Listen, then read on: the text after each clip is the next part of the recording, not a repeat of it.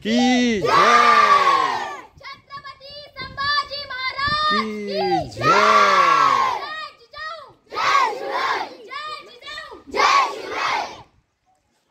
खऱ्या खऱ्या महाराष्ट्राच्या मातीला हर एक धर्माचा हर एक जातीचा माणूस जर उभा राहिला तर हे स्वराज्य निर्माण होईल, अशी भावना दरादरापर्यंत पोहोचवणारे आमचे शहाजीराजे, ज्याचं नाव ऐकल्यावर अंगावर शहारे येतात. त्यांनी त्याच्या जन्मातून दाखवून दिलं की आम्ही कधी मुंगीच्या वाटेने जात नाही, पण आमच्या वाटेला जर कोणी लागलं तर आम्ही सिंहाची दात मोडायला सुद्धा मागे पुढे पाहणार नाही, असे आमचे संभाजी महाराज,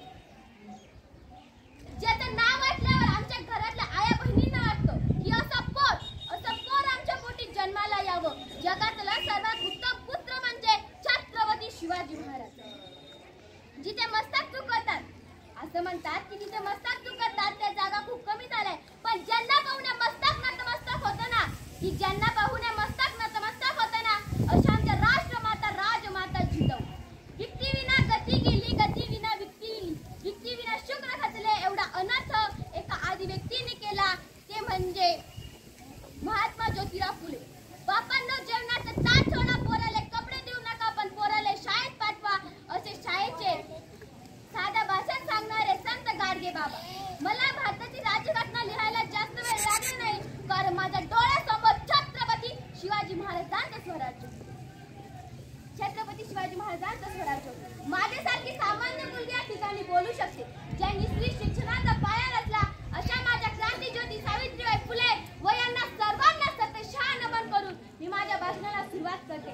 सर्वात प्रथम तर तुम्हाला छत्रपती शिवाजी महाराजांच्या जयंती निमित्त हार्दिक शुभेच्छा, हार्दिक शुभेच्छा.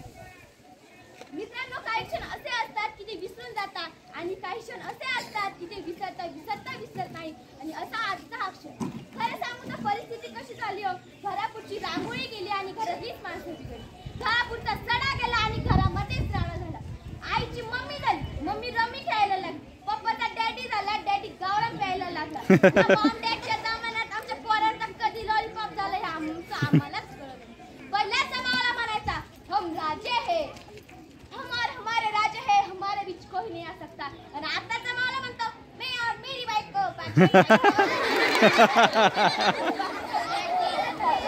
तुम मुझे खून दो, मैं तुम्हें आजादी दूंगा, असे म्हणणारे सुभाषचंद्र बोस हे आम्हाला आता दिसतच नाही. देशासाठी हसत हसत फासावर जाणारे सद्गुरू राजगुरू हे आम्हाला पुढे दिसतच नाही. मला असं वाटतं की यांचे विचार कुठे पाण्यात गेले की काय. 16व्या शतकात 19 फेब्रुवारी 1630 हा दिवस उजाडला. तो शिवनेरी किल्ल्यावर गडराज घेऊन आला, सगळीकडे शेणाई वाजू लागल्या, मा जिजाऊ नाव शिवराज, शहाजी राजेंना पुत्र झाला. मग लोक म्हणायला लागली, पेट में से तो बाप पैदा होता था, पेट में से तो बाप पैदा होता था, पर माँ जिजाऊ ऐसी थी कि उनके पेट में से बापों का बाप शुभा पैदा हुआ था. विजयासारखी तलवार चालून गेला, निधड्या छातीनं अख्खं हिंदुस्थान हलून गेला, वाघ नफ्याने अफजल खानाला फाडून गेला, मुठभर मावळ्यांना घेऊन हजारो शैतानांना नडून गेला. स्वर्गात गेल्यावर देवाने ज्याला झुकून मुद्रा केला ना, असा मर्द मराठा माझा शिवबा होऊन गेला, असा मर्द मराठा माझा शिवबा होऊन गेला. जय जिजाऊ जय शिवराय. एवढे बोलून मी माझे 2 शब्द संपवते. जय हिंद. जाता एवढे सांगेन, ना सोना लगता है ना चांदी लगती है, ना सोना लगता है ना चांदी लगती है, ना मेहनत लगती है ना कुछ लगती है, ताली बजा कर तो देखो दिल को बहुत